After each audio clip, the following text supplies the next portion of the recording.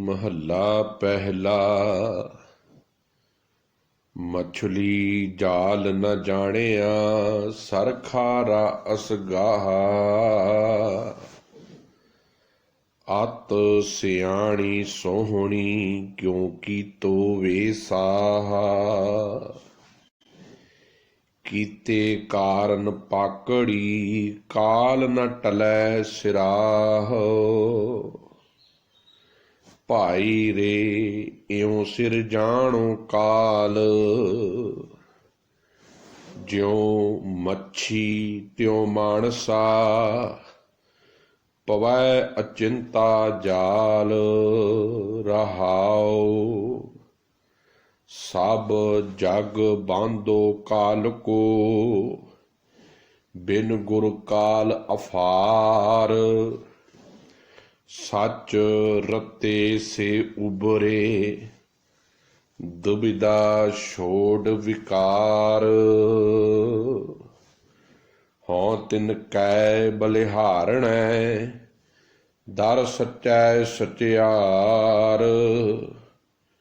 सी चाने ज्यों पंखियां जाली बदक हाथ। गुर राखे से उबरे होर फाथे चोगै साथ।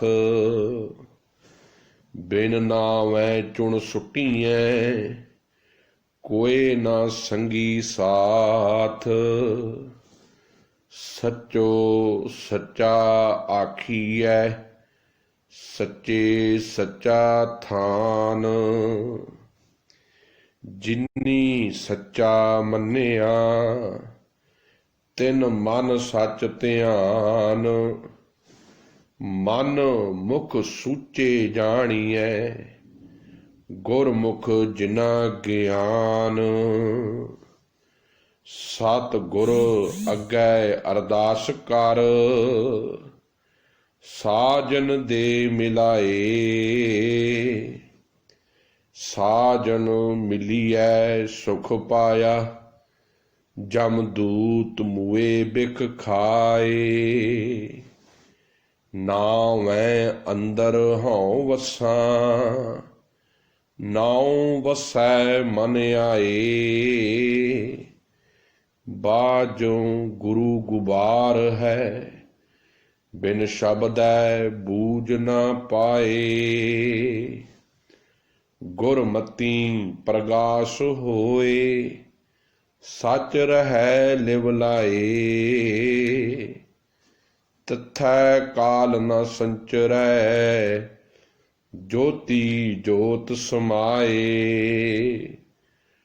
तू है साजन तू सुजान तू आपे मेलणहार।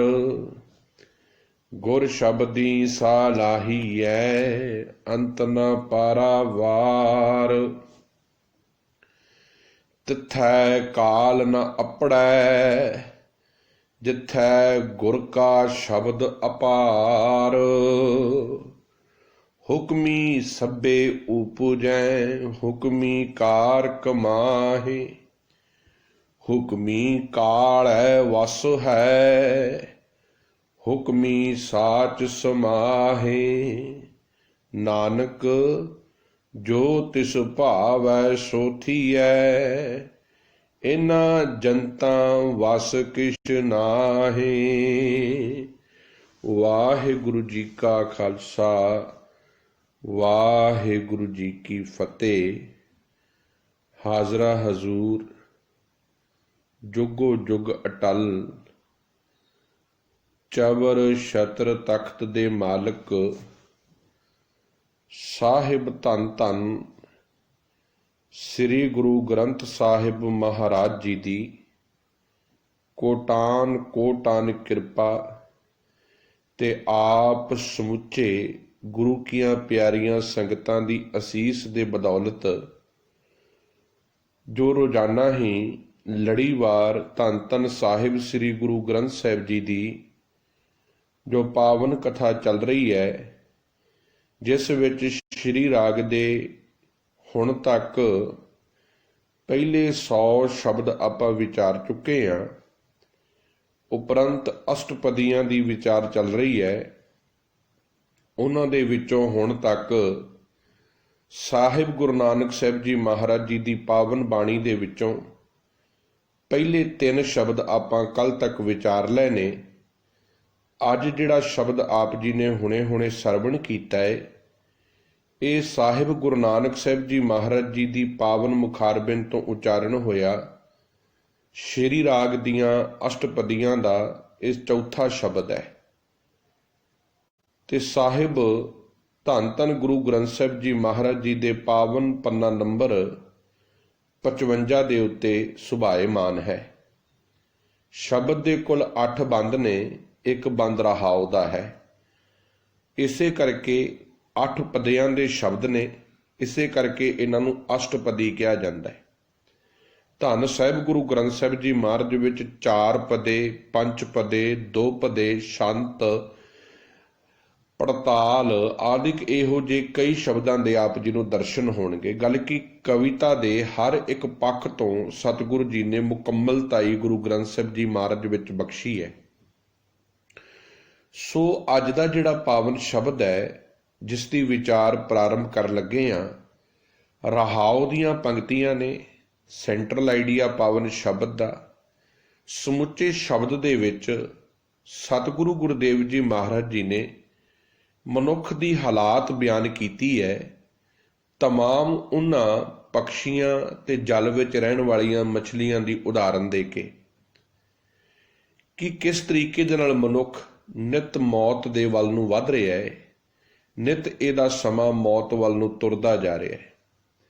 ਰੋਜ਼ ਇੱਕ ਦਿਨ ਕਰਕੇ ਇਹਦੇ ਜੀਵਨ ਦੇ ਵਿੱਚੋਂ ਇਹਦੀ ਸਵਾਸਾਂ ਦੀ ਜ਼ਿੰਦਗੀ ਖਤਮ ਹੁੰਦੀ ਜਾ ਰਹੀ ਹੈ।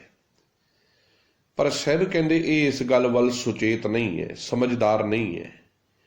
ਇਹ ਪਦਾਰਥ ਨੂੰ ਸਦੀਵੀ ਸਮਝ ਬੈਠਾ ਹੈ ਤੇ ਨਾਲ ਆਪਣੇ ਮਨ ਵਿੱਚ ਇਸਨੇ ਇਹ ਵਹਿਮ ਪਾ ਲਿਆ ਹੈ ਕਿ ਸ਼ਾਇਦ ਇਹ ਇੱਥੇ ਸਦੀਵੀ ਪਨ ਹੈ, ਸਦੀਵੀ ਰਹਿਣਾ ਹੈ, ਜਿਹਦਾ ਕਰਕੇ ਇਤਨਾ ਰੋਲ ਘਚੋਲਾ ਇਹਦੇ ਜੀਵਨ ਵਿੱਚ ਹੈ।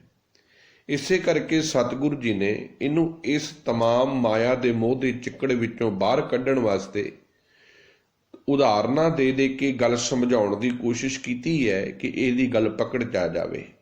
ਜੀ ਬਹੁਤ ਕਰਦਾ ਹੈ, ਕਈ ਵਾਰੀ ਕਈ ਸ਼ਬਦ ਬਹੁਤ ਹੀ ਡੂੰਘੇ ਹੁੰਦੇ ਨੇ, ਬਹੁਤ ਸਮਾਂ ਮੰਗਦੇ ਨੇ, ਪਰ ਸਾਡਾ ਇੱਕ ਮਜਬੂਰੀ ਹੈ ਕਿ ਕਨਸੈਪਟ ਜਿਹੜਾ ਸ਼ਬਦ ਦਾ ਹੈ ਉਹ ਆਪ ਤੱਕ ਰੱਖਣਾ ਹੈ ਨਿਯਮਿਤ ਸਮੇਂ ਦੇ ਵਿੱਚ। ਮਾਫੀ ਚਾਹੁੰਦਾ, ਪਿਛਲੇ ਦਿਨਾਂ ਤੋਂ 8 ਪਦਿਆਂ ਦੇ ਸ਼ਬਦ ਚਾਲੂ ਹੋਏ ਨੇ, ਜਿਹਦੇ ਕਰਕੇ ਸਮਾਂ ਥੋੜਾ ਜਿਹਾ ਉੱਪਰ ਹੋ ਜਾਂਦਾ ਹੈ, ਕਿਉਂਕਿ ਸ਼ਬਦ ਨੂੰ ਮੈਂ ਚਾਹੁੰਦਾ ਕਿ ਇਹਨੂੰ ਵਿੱਚ ਨਾ ਰੱਖਿਆ ਜਾਵੇ, ਉਸੇ ਦਿਨ ਹੀ ਸਮਾਪਤ ਕਰਤਾ ਜਾਵੇ। ਸੋ ਆਓ ਬਿਨਾਂ ਸਮਾਂ ਗਵਾਇਆ ਅੱਜ ਦੇ ਰਹਾਉ ਦੇ ਬੰਦ ਨਾਲ ਜੁੜੀਏ। ਸਾਹਿਬ ਕਹਿੰਦੇ, ਭਾਈ ਰੇ ਇਉਂ ਸਿਰ ਜਾਣੋ ਕਾਲ, ਜਿਉਂ ਮੱਛੀ ਤਿਉਂ ਮਾਨਸਾ, ਪਵੈ ਅਚਿੰਤਾ ਜਾਲ। ਰਹਾਉ ਸਤਿਗੁਰੂ ਜੀ ਇਹਦੇ ਵਿੱਚ ਇੱਕ ਮੱਛੀ ਦੀ ਉਦਾਹਰਨ ਦੇ ਰਹੇ ਨੇ। ਕਹਿੰਦੇ ਜਿਵੇਂ ਮੱਛੀ ਪਾਣੀ ਦੇ ਵਿੱਚ ਤੈਰ ਰਹੀ ਹੈ, ਪਾਣੀ ਵਿੱਚ ਚੁਭੀਆਂ ਲਾਉਂਦੀ ਹੈ, ਬੜੀ ਮਸਤ ਹੈ। ਅਚਨਚੇਤ ਮਛਿਆਰੇ ਨੇ ਜਾਲ ਪਾਇਆ ਤੇ ਉਹ ਮੱਛੀ ਜਿਹੜੀ ਸੀ ਉਹ ਚੋਗਾ ਚੁਗਦੀ ਉਸ ਜਾਲ ਦੇ ਵਿੱਚ ਫਸ ਗਈ। ਕਹਿੰਦੇ ਇਵੇਂ ਹੀ ਭਾਈ ਰੇ ਇਉਂ ਸਿਰ ਜਾਣੋ ਕਾਲ। ਇਉਂ ਦਾ ਅਰਥ ਹੈ ਇਸ ਤਰ੍ਹਾਂ ਹੀ। ਸਿਰ ਰਾਰੇ ਨੂੰ ਸਿਹਾਰੀ ਹੋਣ ਕਰਕੇ ਇੱਥੇ ਅਰਥ ਆ ਸਿਰ ਦੇ ਉੱਤੇ। ਸਾਹਿਬ ਕਹਿੰਦੇ ਹੇ ਮੇਰੇ ਵੀਰ, ਹੇ ਮੇਰੇ ਭਰਾ, ਤੇਰੇ ਸਿਰ ਉੱਤੇ ਵੀ ਮੌਤ ਇਵੇਂ ਹੀ ਮੰਡਰਾ ਰਹੀ ਸਮਝ। ਕਿੱਦਣ ਉਹਨਾਂ ਪਕਸ਼ੀਆਂ ਨੇ ਤੈਨੂੰ ਆਦ ਦਬੋਚਣਾ ਹੈ। ਜਿਵੇਂ ਬਾਬਾ ਫਰੀਦ ਜੀ ਨੇ ਇੱਕ ਬੜਾ ਪਿਆਰਾ ਬਚਨ ਕਿਹਾ, ਫਰੀਦਾ ਦਰਿਆਵੇ ਕੰਨੇ ਬਗਲਾ, ਬੈਠਾ ਕੇਲ ਕਰੇ। ਸਾਡੀ ਹਾਲਾਤ ਬਿਆਨ ਕੀਤੀ ਹੈ। ਅਸੀਂ ਕੇਲਾਂ ਕਰਦੇ ਹਾਂ, ਮੌਜਾਂ ਮਾਣਦੇ ਹਾਂ, ਭੁੱਲ ਜਾਂਦੇ ਹਾਂ ਕਿ ਅਸੀਂ ਇੱਕ ਦਿਨ ਮਰਨਾ ਹੈ। ਪਰ ਜਦੋਂ ਉਹ ਪ੍ਰਮਾਤਮਾ ਦਾ ਹੁਕਮ ਆ ਜਾਂਦਾ ਹੈ, ਜਿਨਕੀ ਚੀਰੀ ਦਰਗਾਹ ਪਾਟੀ ਤਿੰਨਾ ਮਰਨਾ ਭਾਈ, ਜਦੋਂ ਉਹਦੇ ਘਰ ਦਾ ਬੁਲਾਵਾ ਆ ਜਾਂਦਾ ਹੈ, ਉਹ ਵਾਪਸ ਆਪਣੇ ਘਰ ਨੂੰ ਸੱਦਦਾ ਹੈ, ਭਾਈ ਵਾਪਸ ਆ ਜਾ, ਹੁਣ ਤੂੰ ਬਹੁਤ ਇੱਥੇ ਰਹਿ ਲਿਆ। ਤੋ ਸਾਹਿਬ ਕਹਿੰਦੇ ਇਹਦਾ ਜਾਣ ਨੂੰ ਜੀ ਨਹੀਂ ਕਰਦਾ। ਸਭ ਕੁਝ ਧਰਾਇਆ ਉੱਥੇ ਦਾ ਉੱਥੇ ਰਹਿ ਜਾਂਦਾ ਹੈ। ਕਹਿੰਦੇ ਇਵੇਂ ਹੀ ਚੇਤਾ ਰੱਖੀ, भाई इਉਂ सिर भाई रे इਉਂ सिर जानो काल। ज्यों माछी त्यों मानसा, ज्यों मच्छी त्यों मानसा, पवै अचिंता जाल। कहते जिवें मच्छी नूं अचनचेत मच्छी दा जाल आ पैंदा है, मछेरा ਉਹਨੂੰ ਆਪਣੇ ਜਾਲ ਵਿੱਚ ਫਸਾ ਲੈਂਦਾ ਹੈ, ਤਿਵੇਂ हे ਮਨੁੱਖ ਤੇਰੇ ਸਿਰ ਉੱਤੇ ਵੀ ਇਹ ਮੌਤ ਦਾ ਸਦੀਵੀ ਪਹਿਰਾ ਹੈ। ਸਦੀਵੀ ਉਹ ਮੌਤ ਤੇਰੇ ਸਿਰ ਤੇ ਮੰਡਰਾ ਰਹੀ ਹੈ, ਜਿੱਦਣ ਕਿੱਦਣ ਉਹਦਾ ਹੁਕਮ ਆ ਜਾਵੇ ਤੈਨੂੰ ਜਾਣਾ ਪਵੇ। ਇਸ ਕਰਕੇ ਤਿਆਰੀ ਕਰਕੇ ਰੱਖ, ਤਿਆਰ ਬਰ ਤਿਆਰ ਰਹਿ। ਇਸੇ ਕਰਕੇ ਸਤਿਗੁਰੂ ਜੀ ਨੇ ਸਿੱਖ ਦੇ ਜੀਵਨ ਦੇ ਵਿੱਚੋਂ ਮੌਤ ਦਾ ਡਰ ਕੱਢ ਦਿੱਤਾ ਸੀ। ਜਦੋਂ ਗੁਰੂ ਜੀ ਨੇ ਪਹਿਲੀ ਕਸਵੱਟੀ ਹੀ ਸਿੱਖ ਦੇ ਜੀਵਨ ਵਿੱਚ ਇਹ ਲਾਈ, ਜੋ ਤੋ ਪ੍ਰੇਮ ਖੇਲਨ ਕਾ ਚਾਓ, ਸਿਰ ਧਰ ਤਲੀ ਗਲੀ ਮੇਰੀ ਆਓ। ਜਦੋਂ ਇਹ ਬਾਤ ਸਮਝਾਈ, ਪਹਿਲਾ ਮਰਨ ਕਬੂਲ, ਜਦੋਂ ਮੌਤ ਹੀ ਕਬੂਲ ਕਰ ਲਈ ਹੈ, ਫਿਰ ਜ਼ਿੰਦਗੀ ਦੇ ਵਿੱਚ ਕਿਸੇ ਵੀ ਤਰੀਕੇ ਦਾ ਮਨੁੱਖ ਦੇ ਜੀਵਨ ਵਿੱਚੋਂ ਅਵਗੁਣ ਖਤਮ ਹੋ ਗਏ। ਕਿਉਂਕਿ ਜਦੋਂ ਮੌਤ ਚੇਤੇ ਹੁੰਦੀ ਆ ਨਾ, ਉਦੋਂ ਜੀਭਾਂ ਤੋਂ ਬਚਨ ਕਹਿਣ ਲੱਗਿਆਂ 100 ਵਾਰੀ ਸੋਚੀਦਾ ਹੈ ਕਿ ਮੈਂ ਆਪਣੇ ਮੂੰਹ ਤੋਂ ਕੋਈ ਇਹੋ ਜਿਹਾ ਬੋਲ ਨਾ ਕਵਾਂ ਜੋ ਇਹਦਾ ਮੈਨੂੰ ਦੇਣਾ ਪੈ ਜਾਵੇ। ਕਿਸੇ ਮਰੀਜ਼ ਨੂੰ ਅੱਜ ਦੀ ਉਦਾਹਰਨ ਦੇਵਾਂ, ਕਿਸੇ ਪੇਸ਼ੈਂਟ ਨੂੰ ਇਹ ਕਹਿਤਾ ਜਾਵੇ ਵੀ ਤੈਨੂੰ ਕੈਂਸਰ ਹੈ ਤੇ ਤੇਰੇ ਇੰਨੇ ਕੁ ਦਿਨ ਨੇ ਤੇਰੇ ਕੋਲ, ਉਹਦਾ ਜੀਵਨ ਦੇਖੋ। ਸਾਨੂੰ ਤੇ ਉਹਨੂੰ ਤੇ ਦੱਸ ਦਿੱਤਾ ਗਿਆ ਵੀ ਤੇਰੀ ਇੰਨੇ ਦਿਨਾਂ ਤੇ ਮੌਤ ਹੈ, ਉਹਦੇ ਜੀਵਨ ਵਿੱਚ ਬਦਲਾਵ ਆਉਣਾ ਆਪਣੇ ਆਪ ਸ਼ੁਰੂ ਹੋ ਜਾਵੇਗਾ। ਸਤਿਗੁਰੂ ਜੀ ਇਹੀ ਗੱਲ ਸਮਝਾ ਰਹੇ, ਕਹਿੰਦੇ ਮੌਤ ਹੈ ਤੇਰੇ ਸਿਰ ਤੇ ਮੰਡਰਾ ਰਹੀ, ਕਿੱਦਣ ਮਰਨਾ ਹੈ ਇਹ ਪ੍ਰਮਾਤਮਾ ਨੂੰ ਪਤਾ ਹੈ। क्योंकि मरण लिखाए मंडल में आए, मौत तू लिखवा के आया है इस संसार विच। फिर भाई इहो जा कर्म कर कि परमात्मा दे घर विच जाके तू शर्मिंदा ना होवे। फरीदा जिन्नी कमी नाहे गुण ते कमड़े विसार, मत शर्मिंदा थी वई साईं दे दरबार। हुण इनू गल समझ लईए कि जे असीं अपने जीवन दे विच ਝੂਠ ਹੀ ਕਮਾਉਂਦੇ ਰਹੇ, ਅਵਗੁਣ ਹੀ ਕਮਾਉਂਦੇ ਰਹੇ, ਧਰੋਹ ਹੀ ਕਮਾਉਂਦੇ ਰਹੇ, ਬੇਈਮਾਨੀਆਂ ਕਰਦੇ ਰਹੇ। ਦੇਖੋ ਸੰਸਾਰ ਦੇ ਵਿੱਚ ਕਿਰਤ ਕਰਨੀ ਹੈ, ਕਿਰਤ ਕਰਨੀ ਹੈ ਜ਼ਿੰਦਗੀ ਚਲਾਉਣ ਨੂੰ, ਤਾਂ ਕਿ ਜ਼ਿੰਦਗੀ ਦੇ ਵਿੱਚ ਕਿਰਤ ਦੀ ਲੋੜ ਹੋਵੇ, ਕਿਰਤ ਦੇ ਨਾਲ ਸਾਡੇ ਜੀਵਨ ਦਾ ਪ੍ਰਵਾਹ ਚੱਲੇ, ਬੜਾ ਸਬਰ ਸੰਤੋਖ ਨਾ ਚੱਲੇ, ਨਾਲ ਅਸੀਂ ਕਿਸੇ ਦੀ ਮਦਦ ਵੀ ਕਰ ਸਕੀਏ। ਪਰ ਇਸ ਤਰੀਕੇ ਦੀ ਜ਼ਿੰਦਗੀ ਨਹੀਂ ਜਿਉਣੀ ਕਿ ਮਾਇਆ ਹੀ ਸਭ ਕੁਝ ਹੋ ਜਾਵੇ ਤੇ ਮਨੁੱਖ ਦੇ ਵਿੱਚ ਇਤਨਾ ਵਿਦਰੋਹ ਪੈਦਾ ਹੋ ਜਾਵੇ, ਇਤਨਾ ਲਾਲਚ ਪੈਦਾ ਹੋ ਜਾਵੇ, ਇੰਨੀ ਈਰਖਾ ਪੈਦਾ ਹੋ ਜਾਵੇ ਕਿ ਇਹ ਆਪ ਹੀ ਮਨੁੱਖ ਤੋਂ ਅਤਿਆਚਾਰੀ ਬਣ ਜਾਵੇ, ਇਹਦੇ ਅੰਦਰੋਂ ਦੈਵੀ ਗੁਣ ਖਤਮ ਹੋ ਜਾਣ। ਸਭ ਕਹਿੰਦੇ ਐਸਾ ਜੀਵਨ ਨਹੀਂ ਮੈਂ ਚਾਹੁੰਦਾ। ਸੋ ਰਹਾਉ ਦੀਆਂ ਪੰਕਤੀਆਂ ਦੀ ਡਿਟੇਲ ਇਹ ਹੈ, ਸਭ ਕਹਿੰਦੇ ਜਿਵੇਂ ਮੱਛੀ ਦੇ ਉੱਪਰ ਅਚਿੰਤ ਆ ਕੇ ਜਾਲ ਪੈ ਜਾਂਦਾ ਹੈ ਤੇ ਮੱਛੀ ਉਸ ਜਾਲ ਦੇ ਵਸ ਪੈ ਜਾਂਦੀ ਹੈ ਤੇ ਕਿਸੇ ਦੀ ਖੁਰਾਕ ਦਾ, ਆਹਾਰ ਦਾ ਕਾਰਨ ਬਣ ਜਾਂਦੀ ਹੈ। ਕਹਿੰਦੇ ਇਵੇਂ ਹੀ ਐ ਮਨੁੱਖ ਤੂੰ ਸੁਚੇਤ ਤੇ ਸਮਝਦਾਰ ਬਣ, ਤੇਰੇ ਉੱਪਰ ਵੀ ਉਸ ਪਰਮਾਤਮਾ ਦਾ ਹਰ ਵਕਤ ਨਿਗਾਹ ਹੈ, ਹਰ ਵਕਤ ਤੇਰੇ ਸਿਰ ਉੱਪਰ ਵੀ ਮੌਤ ਮੰਡਰਾ ਰਹੀ ਹੈ। ਕਿੱਦਣ ਉਹ ਆ ਜਾਵੇ, ਕਿੱਦਣ ਤੈਨੂੰ ਜਾਣਾ ਪਵੇ, ਇਹ ਤੈਨੂੰ ਵੀ ਨਹੀਂ ਪਤਾ। ਫਿਰ ਇਸ ਕਰਕੇ ਕਰ ਕੀ ਚੰਗੇ ਰਸਤੇ ਨੂੰ ਅਪਣਾ, ਗੁਰੂ ਦੇ ਦੱਸੇ ਰਸਤੇ ਤੇ ਚੱਲ, ਆਪਣੇ ਜੀਵਨ ਨੂੰ ਸੰਵਾਰ। ਪਹਿਲਾ ਬੰਦ ਹੈ ਪਾਵਨ ਸ਼ਬਦ ਦਾ। ਸ਼੍ਰੀ ਰਾਗ ਮਹੱਲਾ ਪਹਿਲਾ।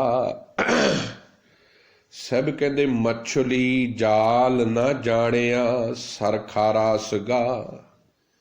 ਸਰ ਦਾ ਅਰਥ ਹੁੰਦਾ ਹੈ ਸਰੋਵਰ, ਇਹਨੂੰ ਸਾਗਰ ਵੀ ਕਹਿ ਸਕਦੇ ਆ ਜਾਂ ਸਮੁੰਦਰ ਕਹਿ ਲਓ।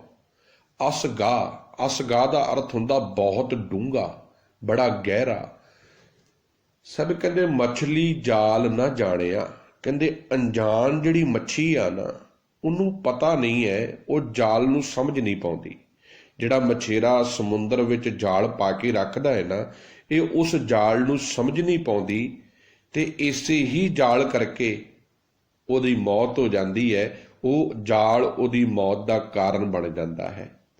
ਅਤੇ ਨਾ ਹੀ ਉਸ ਮਛਲੀ ਨੂੰ ਇਹ ਸਮਝ ਪੈਂਦਾ ਹੈ ਕਿ ਉਸਨੇ ਡੂੰਘੇ ਖਾਰੇ ਸਮੁੰਦਰ ਦੇ ਵਿੱਚ ਆਪਣਾ ਜੀਵਨ ਤੋਰਿਆ ਹੈ ਤੇ ਕਿਤਨਾ ਡੂੰਘਾ ਹੈ, ਕਿਤਨਾ ਖਾਰਾ ਹੈ, ਇਹ ਵੀ ਉਹਨੂੰ ਸਮਝ ਨਹੀਂ ਆਉਂਦੀ। ਇਸੇ ਕਰਕੇ ਸਮੁੰਦਰ ਵਿੱਚ ਟਿਕੇ ਰਿਹਾ ਹੀ ਉਸਦੀ ਜ਼ਿੰਦਗੀ ਕਾਇਮ ਰਹਿੰਦੀ ਹੈ। ਜਦ ਤੱਕ ਉਹ ਸਮੁੰਦਰ ਵਿੱਚ ਰਹਿੰਦੀ ਹੈ ਉਹਦਾ ਜੀਵਨ ਵਧੀਆ ਚੱਲਦਾ ਹੈ। पर ਉਹਨੂੰ ਸਮਝ ਨਹੀਂ ਹੈ, ਉਹਨੂੰ ਪਤਾ ਨਹੀਂ ਹੈ ਕਿ ਜਾਲ ਕਿੱਥੇ ਪਿਆ ਹੈ। ਹੌਲੀ ਹੌਲੀ ਉਹ ਉਸ ਸਮੁੰਦਰ ਦੇ ਇਸ ਤਰੀਕੇ ਦੇ ਨਾਲ ਤੁਰਦੀ ਹੈ ਕਿ ਇੱਕ ਦਿਨ ਜਾਲ ਦੇ ਵੱਸ ਪੈ ਜਾਂਦੀ ਹੈ। ਸਾਹਿਬ ਕਹਿੰਦੇ ਮਛਲੀ ਜਾਲ ਨਾ ਜਾਣਿਆ। ਮਛਲੀ ਨੂੰ ਇਹ ਵੀ ਨਹੀਂ ਸਮਝ ਕਿ ਜਾਲ ਆ ਮੇਰੇ ਆਲੇ ਦੁਆਲੇ, ਮੇਰੀ ਮੌਤ ਦਾ ਕਾਰਨ ਇਹ ਜਾਲ ਬਣ ਸਕਦਾ ਹੈ। ਨਾ ਉਸ ਨੂੰ ਇਹ ਪਤਾ ਹੈ ਕਿ ਸਰੋਵਰ, ਇਹ ਸਮੁੰਦਰ, ਇਹ ਸਾਗਰ ਕਿਤਨਾ ਡੂੰਘਾ ਹੈ, ਤੇ ਨਾ ਉਸ ਨੂੰ ਪਤਾ ਹੈ ਕਿ ਇਹ ਖਾਰਾ ਹੈ। ਇਸੇ ਕਰਕੇ ਉਹ ਉਸੇ ਪਾਣੀ ਨੂੰ ਆਪਣੀ ਜ਼ਿੰਦਗੀ ਦਾ ਆਧਾਰ ਸਮਝ ਲੈਂਦੀ ਹੈ। ਅਤ ਸਿਆਣੀ ਸੋਹਣੀ ਕਿਉਂਕਿ ਤੋਵੇ ਸਾ। ਅਤ ਦਾ ਅਰਥ ਹੈ ਬਹੁਤ, ਸਿਆਣੀ ਦਾ ਅਰਥ ਹੈ ਸਮਝਦਾਰ, ਆਪਣੇ ਆਪ ਨੂੰ ਸਮਝਦੀ ਹੈ। ਸੋਹਣੀ ਖੂਬਸੂਰਤ। ਸਾਹਿਬ ਕਹਿੰਦੇ ਵੇਖਣ ਨੂੰ ਜਿਹੜੀ ਮੱਛੀ ਆ ਨਾ ਉਹ ਬੜੀ ਖੂਬਸੂਰਤ ਹੈ ਤੇ ਆਪਣੇ ਆਪ ਨੂੰ ਬੜੀ ਸਮਝਦਾਰ ਤੇ ਸਿਆਣੀ ਵੀ ਸਮਝਦੀ ਹੈ, ਪਰ ਉਸ ਨੂੰ ਜਾਲ ਦਾ ਐਤਬਾਰ ਨਹੀਂ ਕਰਨਾ ਚਾਹੀਦਾ ਸੀ। ਸਾਹਿਬ ਬੜੇ ਪਿਆਰੇ ਬਚਨ ਕਹਿ ਰਹੇ। ਇੰਝ ਸਮਝੋ ਕਿ ਸਾਡੀ ਜ਼ਿੰਦਗੀ ਵੀ ਇਵੇਂ ਦੀ ਲੰਘ ਰਹੀ ਹੈ। ਅਸੀਂ ਅੱਜ ਤਮਾਮ ਜਿੱਥੇ ਅਸੀਂ ਪਦਾਰਥਵਾਦੀ ਜਾਲ ਵਿੱਚ ਫਸੇ ਹਾਂ ਨਾ, ਉੱਥੇ ਸਾਡੇ ਆਲੇ ਦੁਆਲੇ ਇਹੋ ਜਿਹੇ ਸ਼ਿਕਾਰੀ ਬੈਠੇ ਨੇ ਜਿਨ੍ਹਾਂ ਨੇ ਸ਼ਰਧਾ ਦੇ ਪਤਾ ਨਹੀਂ ਹੋਰ ਕਿਹੜੀਆਂ ਕਿਹੜੀਆਂ ਮਨੌਤਾਂ ਦੇ ਸਾਡੇ ਆਲੇ ਦੁਆਲੇ ਜਾਲ ਪਾਏ ਨੇ, ਤੇ ਉਹ ਜਾਲ ਪਾਉਣ ਵਾਲੇ ਨੇ ਅੱਜ ਦੇ ਇਹ ਝੂਠੇ ਸਾਧ ਪਖੰਡੀ, ਜਿਹੜੇ ਕਈ ਐਸੇ ਨੇ ਜਿਹੜੇ ਵੇਚ ਚੁੱਕੇ ਨੇ ਆਪਣੇ ਆਪ ਨੂੰ ਨਾਗਪੁਰ ਦੇ ਵਿੱਚ। ਦੇਸ਼ ਦੀ ਆਜ਼ਾਦੀ ਤੋਂ ਲੈ ਕੇ ਹੁਣ ਤੱਕ ਅਸੀਂ ਉਹ ਮੱਛੀ ਵਾਲਾ ਜੀਵਨ ਨਹੀਂ ਜੀਉ ਰਹੇ ਹਾਂ। ਅਸੀਂ ਵੀ ਉਹ ਅਣਜਾਣ ਤੇ ਸਮਝਦਾਰ ਮੱਛੀ ਤੇ ਆਪਣੇ ਆਪ ਨੂੰ ਸਮਝਦੇ ਰਹੇ, ਪਰ ਜਿਹੜਾ ਜਾਲ ਸਾਡੇ ਆਲੇ ਦੁਆਲੇ ਸਮੇਂ ਦੇ ਲੋਕ ਬੁਣਦੇ ਗਏ, ਉਹ ਨਾ ਸਮੇਂ ਦੇ ਵੱਡੇ ਵੱਡੇ ਆਪਣੇ ਆਪ ਨੂੰ ਕਹਿਣ ਵਾਲੇ ਮਾਸਟਰ ਤਾਰਾ ਸਿੰਘ ਵਰਗੇ ਸਮਝ ਸਕੇ, ਨਾ ਬਲਦੇਵ ਸਿੰਘ ਵਰਗੇ ਸਮਝ ਸਕੇ।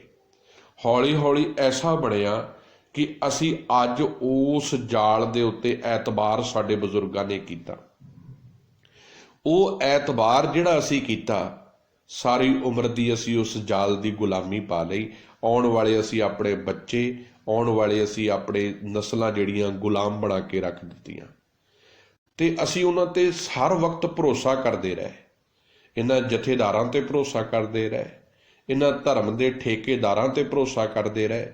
ਇਹਨਾਂ ਨੇ ਰੱਜ ਕੇ ਸਾਨੂੰ ਇਤਿਹਾਸ ਦੇ ਨਾਂ 'ਤੇ ਲੁੱਟਿਆ, ਇਹਨਾਂ ਨੇ ਰੱਜ ਕੇ ਸਾਨੂੰ ਸ਼ਰਧਾ ਦੇ ਨਾਂ 'ਤੇ ਲੁੱਟਿਆ, ਇਹਨਾਂ ਨੇ ਰੱਜ ਕੇ ਸਾਨੂੰ ਧਰਮ ਦੇ ਨਾਂ 'ਤੇ ਲੁੱਟਿਆ, ਤੇ ਅਸੀਂ ਲਟਾਉਂਦੇ ਰਹੇ। ਆਪਣੀ ਦਸਾਂ ਨੌਵਾਂ ਦੀ ਕਿਰਤ ਲਟਾਉਂਦੇ ਰਹੇ, ਆਪਣੇ ਬੱਚਿਆਂ ਦੇ ਮੂੰਹ 'ਚੋਂ ਨਿਵਾਲੇ ਕੱਢ ਕੇ ਲਟਾਉਂਦੇ ਰਹੇ। ਇਹ ਸਾਡੀਆਂ ਇਤਿਹਾਸਿਕ ਧਰੋਹਰਾਂ ਨੂੰ ਖਤਮ ਕਰਦੇ ਕਰਦੇ ਸੰਗੇ ਮਰਮਰ ਦੀਆਂ ਇਮਾਰਤਾਂ ਖੜੀਆਂ ਕਰਦੇ ਗਏ।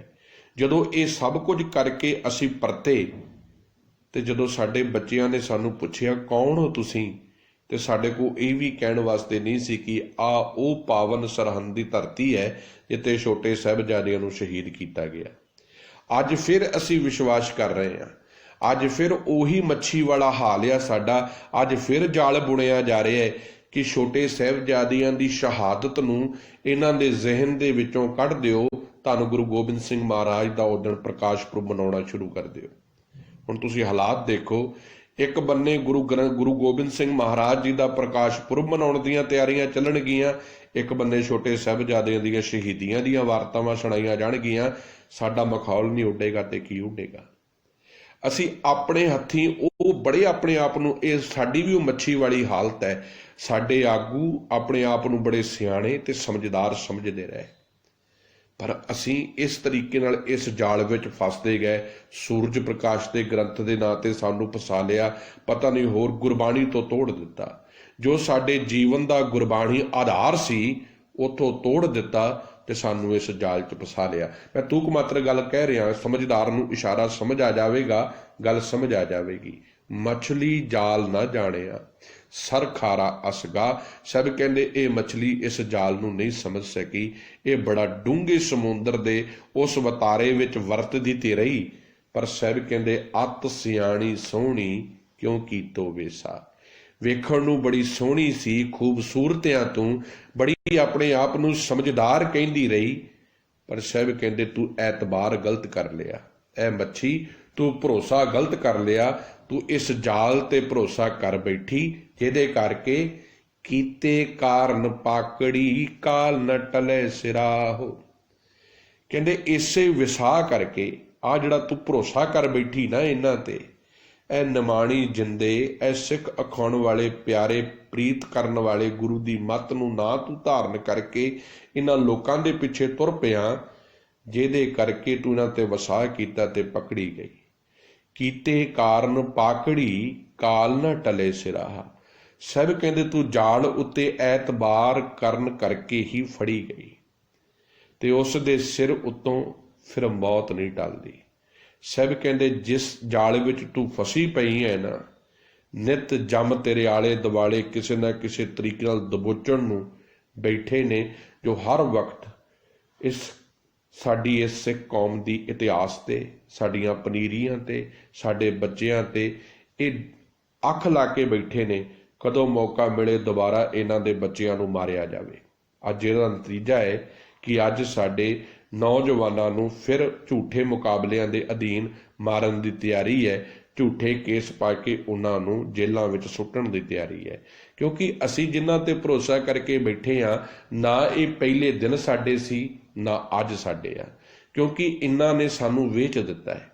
ਸਾਡੇ ਹੱਕਾਂ ਦੀ ਗੱਲ ਨਾ ਅਕਾਲ ਤਖਤ ਤੇ ਬੈਠਾ ਜਥੇਦਾਰ ਕਰ ਰਿਹਾ ਹੈ, ਕਿਉਂਕਿ ਉਹ ਤੇ ਵਿਕ ਚੁੱਕਿਆ ਹੈ। ਅਸੀਂ ਕਿਹਦੇ ਅੱਗੇ ਜਾ ਕੇ ਰੋਣਾ ਰੋਈਏ, ਕਿਉਂਕਿ ਅਸੀਂ ਹੀ ਇਹਨਾਂ ਤੇ ਭਰੋਸਾ ਕੀਤਾ ਹੈ। ਤਾਂ ਸਭ ਕਹਿੰਦੇ ਮੱਛੀ ਨੇ ਭਰੋਸਾ ਕੀਤਾ, ਕੀਤੇ ਕਾਰਨ ਪਾਕੜੀ, ਆਪਣੇ ਹੀ ਇਸ ਜਾਲ ਤੇ ਭਰੋਸੇ ਕਾਰਨ ਕਰਕੇ ਇਹ ਫੜੀ ਗਈ, ਕਾਲ ਨਾ ਟੱਲੇ ਸਿਰਾ। ਹੁਣ ਇਹ ਮੌਤ ਰੂਪੀ ਕਾਲ, ਇਹ ਜਿਹੜਾ ਸਿਰ ਤੇ ਬਹਿ ਗਿਆ ਹੈ, ਇਹ ਟਲਦਾ ਨਹੀਂ। ਸਭ ਕਹਿੰਦੇ ਹੁਣ ਇਹਦੇ ਅਰਥ ਮੈਂ ਉੱਪਰੋਂ ਕੀਤੇ ਨੇ ਤਾਂ ਕਿ ਸਾਡੀ ਗੱਲ ਪਕੜ 'ਚ ਆਵੇ ਕਿ ਸਾਡੇ ਨਾਲ ਕੀ ਹੋ ਰਿਹਾ। ਇਵੇਂ ਹੀ ਸਭ ਕਹਿੰਦੇ ਤੂੰ ਆਤਮਿਕ ਜੀਵਨ ਜਿਹੜਾ ਤੈਨੂੰ ਗੁਰਬਾਣੀ ਤੋਂ ਮਿਲਣਾ ਸੀ, ਤੂੰ ਉਹਦੇ ਬੰਨੇ ਨਹੀਂ ਤੁਰਿਆ। ਗੁਰਬਾਣੀ ਦੀ ਵਿਦਿਆ, ਗੁਰਬਾਣੀ ਦੀ ਸਿਖਲਾਈ, ਗੁਰਬਾਣੀ ਦਾ ਉਪਦੇਸ਼ ਗੁਰੂ ਧਾਮਾਂ ਤੋਂ ਮਾਈਨਸ ਕਰ ਦਿੱਤਾ। ਉੱਥੇ ਕੀ ਲੈ ਆਂਦਾ? ਅਖੰਡ ਪਾਠਾਂ ਦੇ ਨਾਂ ਤੇ ਕਰਮਕਾਂਡ ਚਾਲੂ ਕਰ ਦਿੱਤੇ। ਬਾਣੀ ਪੜ੍ਹਾਈ ਤੇ ਗਈ, ਪਰ ਸਾਡੇ ਕੋਲੋਂ ਨਹੀਂ, ਠੇਕੇ ਤੇ ਦੇ ਕੇ। ਸਾਡੇ ਉਹਨਾਂ ਲੋਕਾਂ ਨੇ ਪੜ੍ਹੀ ਜਿਨ੍ਹਾਂ ਨੂੰ ਸਿਰਫ ਪੈਸੇ ਨਾਲ ਮਤਲਬ ਸੀ। ਅਸੀਂ ਬਾਣੀ ਤੇ ਪੜ੍ਹਾਈ ਪਰ ਆਪ ਵਿੱਚੋਂ ਕੁਝ ਨਹੀਂ ਸਿੱਖਿਆ, ਜਿਹਦੇ ਕਰਕੇ ਅਸੀਂ ਆਪਣੀ ਆਤਮਿਕ ਮੌਤ ਸਹੇੜ ਲਈ, ਜਿਹਦੇ ਕਰਕੇ ਅੱਜ ਅਸੀਂ ਆਤਮਿਕ ਤੌਰ ਤੇ ਮਰ ਗਏ। ਸਾਡੇ ਵਿੱਚੋਂ ਉਹ ਗੁਰਬਾਣੀ ਦੀ ਖੁਸ਼ਬੂ ਖਤਮ ਹੋ ਗਈ ਤੇ ਅਸੀਂ ਹੁਣ ਹਰ ਵਕਤ ਇੱਕ ਸਹਿਮ ਦੇ ਵਿੱਚ ਹਾਂ, ਇੱਕ ਉਦਾਸੀ ਦੇ ਵਿੱਚ ਹਾਂ, ਕਿਉਂਕਿ ਸਾਨੂੰ ਗੁਰਬਾਣੀ ਦੀ ਸਮਝ ਨਹੀਂ ਆ ਰਹੀ। ਜੇ ਗੁਰਬਾਣੀ ਦੀ ਸਮਝ ਆ ਰਹੀ ਹੈ, ਉਹਦੇ ਵਿੱਚ ਅਸੀਂ ਆਪਣੇ ਆਪ ਨੂੰ ਜੀਵਨ ਵਿੱਚ ਢਾਲਣ ਲਈ ਤਿਆਰ ਨਹੀਂ ਹਾਂ। ਬੜਾ ਸੁਚੇਤ ਹੋਣ ਦੀ ਲੋੜ ਹੈ। ਅੱਜ ਦੇ ਸ਼ਬਦ ਤੋਂ ਬਹੁਤ ਕੁਝ ਸਿੱਖਣ ਦੀ ਲੋੜ ਹੈ। ਸਤਿਗੁਰੂ ਕਹਿੰਦੇ ਚੇਤਾ ਰੱਖ, ਇਵੇਂ ਹੀ ਭਾਈ ਰੇ ਇਉਂ ਸਿਰ ਜਾਣੋ ਕਾਲ। ਹੇ ਮੇਰੇ ਵੀਰ, ਹੇ ਮੇਰੇ ਭਰਾ, ਇਵੇਂ ਹੀ ਤੇਰੇ ਆਲੇ ਦੁਆਲੇ ਇਹ ਮੌਤ ਅਗਿਆਨਤਾ ਦੀ, ਆਤਮਾ ਦੀ ਤੇਰੇ ਆਲੇ ਦੁਆਲੇ ਸਿਰ ਤੇ ਬੈਠੀ ਹੈ। ਹੁਣ ਤੂੰ ਇਹ ਸੋਚ ਕਿ ਤੂੰ ਆਤਮਿਕ ਤੌਰ ਤੇ ਮਰਨਾ ਹੈ ਕਿ ਆਤਮਿਕ ਤੌਰ ਤੇ ਚੜ੍ਹਦੀ ਕਲਾ ਵਿੱਚ ਜਾਣਾ ਹੈ।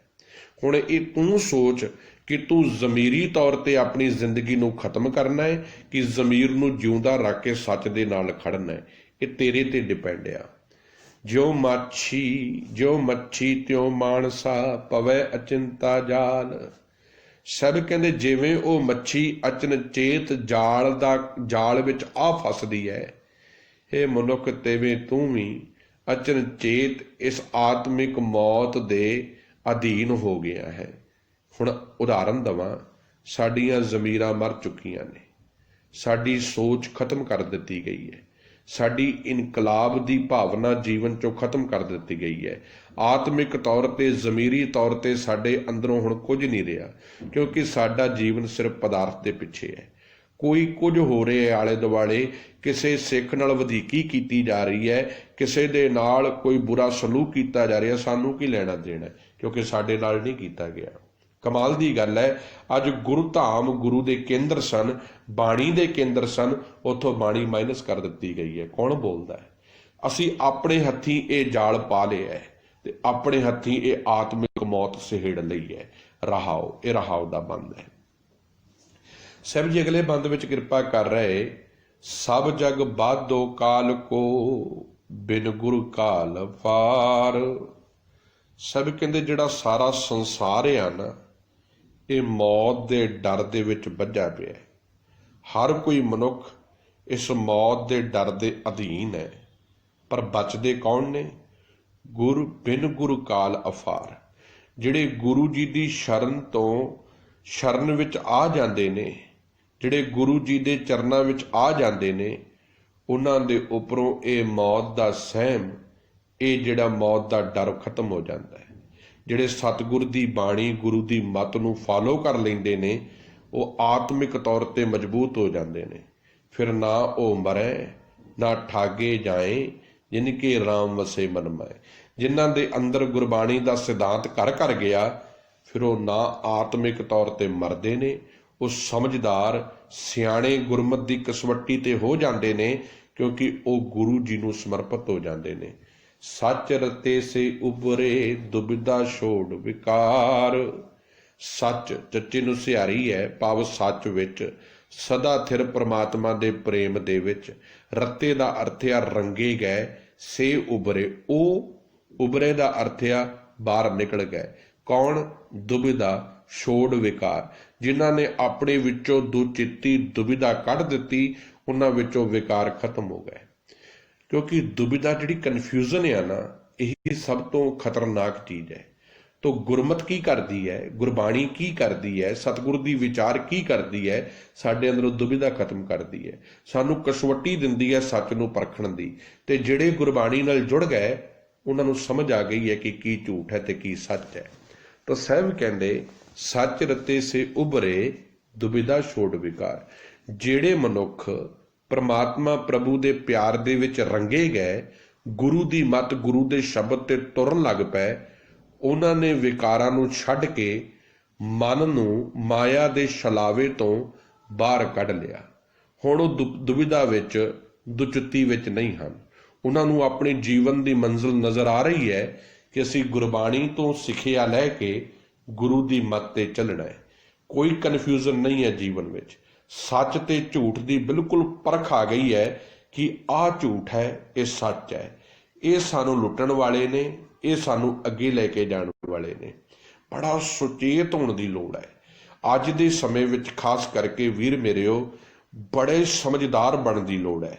ਤੇ ਇਹ ਸਮਝਦਾਰ ਬਣਾਉਣਾ ਹੈ ਸਾਨੂੰ ਗੁਰਬਾਣੀ ਨੇ, ਸਤਿਗੁਰ ਦੀ ਮੱਤ ਨੇ, ਗੁਰੂ ਦੇ ਉਪਦੇਸ਼ਾਂ ਨੇ। ਸਤਿਗੁਰ ਦੀ ਮੱਤ ਇੰਨੀ ਨਿਰਮਲ ਹੈ, ਸਾਨੂੰ ਸੁਚੇਤ ਕਰਦੀ ਹੈ, ਸਮਝਦਾਰ ਬਣਾਉਂਦੀ ਹੈ, ਸਾਡੇ ਅੰਦਰੋਂ ਕਨਫਿਊਜ਼ਨ ਮਿਟਾਉਂਦੀ ਹੈ। ਤੇ ਜਦੋਂ ਦੁਬਿਧਾ ਮਿਟਦੀ ਹੈ ਨਾ, ਤੇ ਸਾਰੇ ਵਿਕਾਰ ਜੀਵਨ ਵਿੱਚੋਂ ਖਤਮ ਹੋ ਜਾਂਦੇ ਨੇ।